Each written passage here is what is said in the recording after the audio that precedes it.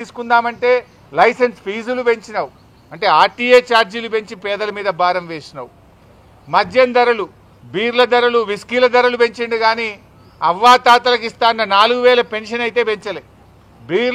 విస్కీల ధరలు పెంచిండు. అవ్వాతాతలకు మేనిఫెస్టోలో 4000 పెన్షన్ పెంచుతా అన్నాడు, అది మాత్రం ఎగబెట్టిండు. విత్తనాల ధర పెంచిండు. జనుము విత్తనాలు, జిలుగు విత్తనాలు, పత్తి విత్తనాలు, రైతులు వాడే విత్తనాల ధరలు పెంచిండు కానీ రైతుకు రుణమాఫీ చేయలేదు. బస్సు టికెట్లు పెంచిండు కానీ అక్కా చెల్లెలకు ఇస్తాన్న మహాలక్ష్మి పథకాన్ని అమలు చేయలేదు. ఇవాళ ఎంత పెంచడు, అడ్డగోలుగు పెంచి పడేసిండు. ఉదాహరణకు మెహదీపట్నం నుంచి సికింద్రాబాద్ పోతే ఇంతకుముందు 25 రూపాయలు టికెట్ ఉండే, ఇవాళ 35 రూపాయలు చేసిండు. ఈసీఐఎల్ నుంచి సికింద్రాబాద్ పోతే ఇంతకుముందు 20 రూపాయలు టికెట్ ఉండే, ఇవాళ 30 రూపాయలు చేసిండు. ఇవాళ కామారెడ్డికో, సిద్దిపేటకో, వరంగల్కో, మహబూబ్ నగర్కో, నల్లగొండకో పోవాలంటే టికెట్ పండగ పేరిట డబుల్ త్రిబుల్ ఛార్జీలు వసూలు చేస్తున్నావు. ఇది ఎక్కడి ప్రజాస్వామ్యము? రేవంత్ రెడ్డి ఇవాళ ఏంటంటే మెట్రో రైలును ప్రభుత్వ పరం చేసుకున్నాడు. ఇప్పుడు మెట్రో గవర్నమెంట్ అయింది కదా, అంటే రేవంత్ రెడ్డి ఇక టికెట్ల ధరలు పెంచితే ఎవడు ఆర్టీసీ బస్సు ఎక్కడు, మెట్రో ఎక్కాలన్నా నీ కుట్ర. మెట్రో పేరు మీద ఉన్న 250 ఎకరాలు అమ్ముక దొబ్బాలి, కమిషన్లు దొబ్బాలి, తన అనుయాయులకు కట్టబెట్టాలి. ఇక మెట్రోను ఆగం చేస్తావు. ఇప్పుడు ఆర్టీసీని ఆగం అయిపోయింది. ఇలా బీఆర్ఎస్ ప్రభుత్వం ఉన్నప్పుడు ఆర్టీసీ కార్మికుల సంక్షేమం కోసం బీఆర్ఎస్ పాలనలో 9,000 కోట్ల రూపాయలు రాష్ట్ర ప్రభుత్వం నుంచి గ్రాంట్గా ఇచ్చాం. కానీ రేవంత్ రెడ్డి పాలనలో ఏం చేస్తున్నారు? మహాలక్ష్మి డబ్బులు కూడా ఇవ్వట్లేదు. మహాలక్ష్మి కింద నెలకు 330 కోట్లు ఇస్తామన్నారు కదా, ఇప్పుడు 3 నెలలు 4 నెలల బకాయి పడ్డది. మహాలక్ష్మి డబ్బులు కూడా రావడం లేదు. కాగితాల మీద లాభాల్లో ఉందంటున్నారు. కార్మికులకు రావాల్సిన డబ్బులేమో ఇస్తలేరు. రిటైర్మెంట్ డబ్బులు రావట్లే కార్మికులకు రావాల్సినటువంటి పిఎఫ్ బకాయిలు రావడం లేదు. సిసిఎస్ డబ్బులు రావడం లేదు. కార్మికులకు పిఆర్సీ సవరణ రావడం లేదు. కాంగ్రెస్ పార్టీ మేనిఫెస్టోలో ఏం చెప్పింది? కాంగ్రెస్ ప్రభుత్వం అధికారంలో వచ్చిన వెంటనే ఆర్టీసీ కార్మికులను ప్రభుత్వ ఉద్యోగులుగా గుర్తిస్తామన్నారు. నాడు కేసీఆర్ ప్రభుత్వమే కేబినెట్లో ఆమోదం తెలిపింది, జీవో ఇచ్చింది, ప్రభుత్వ ఉద్యోగులుగా ఆర్టీసీ కార్మికులను గుర్తించింది. గెజిట్ నోటిఫికేషన్ ఇవ్వాల్సింది ఇవాళ 2 సంవత్సరాల నుంచి పెండింగ్లో పెట్టి ఆర్టీసీ కార్మికుల ఉసురు పోసుకుంటుంది రేవంత్ రెడ్డి ప్రభుత్వం. ఇవాళ రేవంత్ రెడ్డి పాలన చూస్తుంటే ఆర్టీసీని అమ్మకదో పెట్టట్టున్నాడు. ఆర్టీసీని ప్రైవేటీకరణ చేసే కుట్ర కనబడతా ఉంది. ఈ ఎలక్ట్రిక్ బస్సుల పేరిట ఇక ఆర్టీసీలో హైదరాబాద్లో ఆర్టీసీ కార్మికుడు ఉండడు. ఎలక్ట్రిక్ బస్సు వస్తే డ్రైవర్ కూడా ప్రైవేటోడే, కండక్టర్ ఉండడు, కార్మికుడు ఉండడు, డిపోలు ఉండయి, అంతా అమ్మకదొబ్బుడే. మొత్తంగా ఆర్టీసీని ప్రైవేట్ పరం చేసే కుట్ర చేస్తుంది. ఇవాళ ఆర్టీసీ ఇక లేకుండా కనుమరుగయ్యేటువంటి ప్రమాదం కనబడతా ఉంది. హైదరాబాద్లో ఇవాళ కమిషన్ల కోసం బడా కాంట్రాక్టర్లకు ఎలక్ట్రిక్ బస్సుల కాంట్రాక్టులు కట్టబెట్టడం కోసం ఈ కుట్రకు నువ్వు తెరలేపినవు. దానికి అందమైన ముసుగు పెడుతున్నావు ఎలక్ట్రిక్ బస్సులని. దాని వెనుక పెద్ద ఎత్తున అవినీతి జరుగుతూ ఉంది. బడా కాంట్రాక్టర్లకు ఎలక్ట్రిక్ బస్సులు కట్టబెట్టే కుట్ర జరుగుతూ ఉంది. ఇవాళ దాంట్లో భాగంగానే ఏం చేస్తుండు? ఎట్లా ఎలక్ట్రిక్ బస్సులే ఆర్టీసీ బస్సులు ఉండేవి కనుక ఉప్పల్ మియాపూర్లో ఉండేటువంటి వర్క్షాప్లని ఇలా అమ్మేస్తుండు రేవంత్ రెడ్డి. ఎన్నో ఏండ్ల చరిత్ర ఉన్న మియాపూర్ వర్క్షాప్, ఉప్పల్ వర్క్షాప్ రెండింటిని అమ్మకానికి పెట్టిండి ఇవాళ రేవంత్ రెడ్డి గారు. ఇవాళ జూబ్లీ బస్టాండ్తో సహా రాష్ట్రంలో ఉండే అనేక బస్టాండ్లను రేవంత్ రెడ్డి ప్రభుత్వం హడ్కోలో కుదబెట్టి 1500 కోట్ల అప్పు తెచ్చిండు. బస్టాండ్లేమో కుదబెడతావు, వర్క్షాప్లేమో అమ్మకదొప్పుతావు, ఇక ఒక్క ఆర్టీసీ బస్సు కొనవు. ఉన్న బస్సులన్నీ ప్రైవేట్ కాంట్రాక్టర్లకు ఇచ్చి కిలోమీటర్కు 59 రూపాయలు కట్టబెట్టే కుట్ర చేస్తూ ఉన్నావు. నువ్వు వచ్చినాక ఒక్క బస్సు కొన్నవా రేవంత్ రెడ్డి? ఒక్క రిక్రూట్మెంట్ చేసిన రేవంత్ రెడ్డి? బీఆర్ఎస్ ప్రభుత్వం కాంట్రాక్ట్ వ్యవస్థను రద్దు చేసింది. బ్రెడ్ విన్నర్ స్కీమ్ తీసుకొచ్చి కార్మికుల పిల్లలకు ఉద్యోగాలు ఇచ్చింది. పెద్ద ఎత్తున రిక్రూట్మెంట్ చేసింది. 9,000 కోట్లు గ్రాంట్గా ఇచ్చింది. బీఆర్ఎస్ ప్రభుత్వం ఆర్టీసీని నిలబెట్టే ప్రయత్నం చేస్తే రేవంత్ రెడ్డి ఆర్టీసీని కుదబెడుతున్నాడు, అమ్ముకదొబ్బుతున్నాడు. ఇదేనా నువ్వు ఆర్టీసీ పట్ల నీ చిత్తశుద్ధి? ప్రభుత్వ రంగ సంస్థల్ని కాపాడడం అంటే ఇదేనా అని నేను ఈరోజు రేవంత్ రెడ్డి గారి ప్రభుత్వాన్ని అడుగుతా ఉన్నా.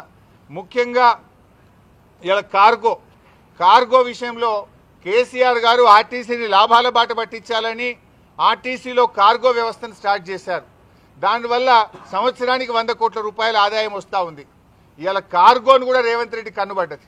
ఆ కార్గోను తమ అనుయాయులకు కట్టబెడుతున్నాడు. అడ్డికి పావు షేర్కు ఇవాళ ఆ కార్గోను అముకదొబ్బి ప్రైవేట్ వాళ్ళ చేత్రపరం చేస్తూ ఉన్నాడు. అంటే ఆర్టీసీకి లాభాలు రావడం, ఆర్టీసీ బాగుపడడం, ఆర్టీసీ కార్మికులు బాగుండడం రేవంత్ రెడ్డి ప్రభుత్వానికి ఇష్టం లేదు. మేము బీఆర్ఎస్ పార్టీ పక్షాన ఒకటే డిమాండ్ చేస్తున్నాం, అడ్డగోలుగా పెంచిన బస్ టికెట్ల ధరలు వెంటనే తగ్గించండి. ఆర్టీసీకి ప్రభుత్వ పరంగా ఇవ్వాల్సిన బకాయిలు ఇవ్వండి. గతంలో బీఆర్ఎస్ ప్రభుత్వం ప్రతి ఏడాది ఆర్టీసీకి బడ్జెట్లో 1500 కోట్లు పెట్టి 1500 కోట్లు గ్రాంట్గా మేము ఆర్టీసీకి ఇచ్చాం. ఆ రకంగా ఆర్టీసీని కాపాడాలి కానీ పేద ప్రజల మీద భారం వేయొద్దు, పేదల నడ్డీ విరిచొద్దు. నువ్వు అడ్డగోలుగా టికెట్ల ధరలు పెంచి కమిషన్లు దంచుడు కాదు రేవంత్ రెడ్డి, పేదల కోసం పనిచేయి. ప్రజాస్వామ్యంలో అరెస్టులకు తావు లేదు. నిరసన అనేది ప్రజాస్వామ్యం, ప్రజలకు మన రాజ్యాంగం కల్పించినటువంటి హక్కు. ఈరోజు రాహుల్ గాంధీ ఏమంటాడు, మాటల్లో రాజ్యాంగ రక్షణ. రాహుల్ గాంధీ గారు నీ మాటల్లోనే రాజ్యాంగ రక్షణ కనబడుతుంది, కానీ నీ ముఖ్యమంత్రి రేవంత్ రెడ్డి పాలనలో రాజ్యాంగ భక్షణ జరుగుతూ ఉంది రాష్ట్రంలో. నువ్వు ఒక్కసారి రివ్యూ చేయి, నీ 6 గ్యారెంటీలు ఏడబైంది, నీ 7వ గ్యారెంటీ ఏడబైంది. ఇవాళటికి నన్ను ఈ ఇంట్లో ఎన్నిసార్లు హౌస్ అరెస్ట్ చేస్తారు? ఇదన్న మొదటిసారా? ఎప్పుడు బీఆర్ఎస్ పార్టీ ప్రజల పక్షాన ప్రశ్నిస్తే, ప్రజల పక్షాన పోరాడితే ప్రతిసారి అరెస్టులు చేయడం, మమ్మల్ని హౌస్ అరెస్టు చేయడం, అక్రమ నిర్బంధాలు, అక్రమ కేసులు, మా ఇళ్ల మీద దాడులు చేసుడు. ఇదేనా ప్రజాస్వామ్యం అని నేను రాహుల్ గాంధీ గారిని ప్రశ్నిస్తా ఉన్నా. ఇప్పటికైనా ఆర్టీసీ పెంచిన ధరలు, ఇవాళ టోల్ గేట్ల పేరిట కానీ, పండగల పేరిట జరుగుతున్న దోపిడీ కానీ, రౌండ్ ఫిగర్ పేరిట జరుగుతున్న దోపిడీ కానీ, సిటీ బస్సుల్లో పెరిగినటువంటి అన్ని కూడా ఉపసంహరించుకోవాలని, ఆర్టీసీని లాభాల బాటలో నడిపించాలని, ఆర్టీసీకి ప్రభుత్వం గ్రాంట్ను ఇవ్వాలని, ఆర్టీసీ కార్మికులను ప్రభుత్వ ఉద్యోగులుగా గుర్తించాలని, ఆర్టీసీకి మహాలక్ష్మి బకాయిలన్నీ కూడా వెంటనే విడుదల చేయాలని, ఆర్టీసీ ఉద్యోగులకు ప్రమోషన్లను పూర్తి చేయాలని మేము ప్రభుత్వాన్ని డిమాండ్ చేస్తున్నాం. Thank you.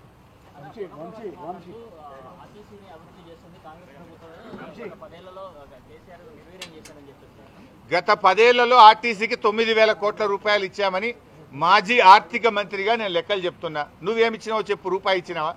నువ్వు రూపాయి ఇయ్యలే. మహాలక్ష్మి కింద రావాల్సిన డబ్బులు 4 నెలలు బాకీ పడ్డాయి. నువ్వు నన్ను కాదయ్యా పొన్నం ప్రభాకర్ నువ్వు అడగాల్సింది. నువ్వు నీ ముఖ్యమంత్రిని నిలదీ, నీ బట్టి విక్రమార్కని నిలదీసి ఆర్టీసీకి గ్రాంట్ అడుగు, ఆర్టీసీకి మహాలక్ష్మి బకాయిలు రూపాయి లేకుండా ఇవ్వమని ప్రశ్నించాల్సింది ముఖ్యమంత్రిని, ఫైనాన్స్ మినిస్టర్ను, నన్ను కాదు. మేము 9,000 కోట్లు ఇచ్చినాం పొన్నం ప్రభాకర్ గారు, మేము కొత్త బస్సులు కొన్నాం పొన్నం ప్రభాకర్ గారు, మేము కార్మికులు రిక్రూట్మెంట్ చేసినాం పొన్నం ప్రభాకర్ గారు, మేము ఆర్టీసీ కార్మికులు ప్రభుత్వ ఉద్యోగులుగా గుర్తిస్తూ నిర్ణయం తీసుకున్నాం పొన్నం ప్రభాకర్ గారు. నీకు చేతనైతే, చిత్తశుద్ధి ఉంటే, ఆర్టీసీ మీద ప్రేమ ఉంటే ఆ కార్మికులను ప్రభుత్వ ఉద్యోగులుగా గుర్తించు. నీకు చిత్తశుద్ధి ఉంటే ముఖ్యమంత్రి అముకదొప్పుతున్నాడు మియాపూర్ వర్క్షాప్ను, అదేవిధంగా ఉప్పల్ వర్క్షాప్ను అడ్డికి పావు షేర్ ఆయన మనుషులకు ముఖ్యమంత్రి కట్టబెడుతుండు. నీకు కార్మికుల మీద, ఆర్టీసీ మీద, ఆర్టీసీ మంత్రిగా ప్రేమ ఉంటే ఆ వర్క్షాప్ల ప్రైవేటీకరణ ఆపాలి పొన్నం ప్రభాకర్. ఇంకెంత వేస్తావు నాయన? ఇప్పటికీ 5 సార్లు పెంచినావు, ఇప్పటికీ 5 సార్లు పెంచినావు. ఏదో ఒక ముసుగు, రౌండ్ ఫిగర్ అని ఒకసారి, టోల్ గేట్ అని ఒకసారి, పండుగలని ఒకసారి, బస్ పాస్లని ఒకసారి, సిటీ బస్సులని ఒకసారి, ఎలక్ట్రిక్ బస్సులని సర్ఛార్జ్ అని ఒకసారి. ఎన్నిసార్లు వేస్తావు? వెనకట 3 పైసలు 5 పైసలు వేస్తేనే పెద్ద పోరాటాలు జరిగేది. నువ్వు ఒకటేసారి డబుల్ చేస్తున్నావు. అంటే ఇదేందా? మహిళలకు ఫ్రీ అంటావు, పిల్లల మీద, పిల్లల బస్ పాస్ల మీద, మగవాళ్ళ మీద డబుల్ వసూలు చేసి ఇదేం ఫ్రీ? ఇంటి సంసారంలో ఉండే పైసలు గవ్వే కదా. ఈ చేయితో ఇస్తున్నావు, ఆ చేయితో గుంజుతున్నావు. తేడా ఏమున్నది? ఎడమ చేయితో ఇచ్చినావు, కుడి చేయితో గుంజుతున్నావు. ఆర్టీసీ ఛార్జీలు తగ్గేదాకా ప్రజల పక్షాన బీఆర్ఎస్ పోరాడుతూనే ఉంటది. వివిధ రూపాల్లో నిరసన కార్యక్రమాలు రూపొందిస్తాం. ఈరోజు ఆర్టీసీ బస్ ఎక్కే, ఆర్టీసీలో ప్రయాణించే ప్రయాణికుల మనోభావాలు కనుక్కుంటాం.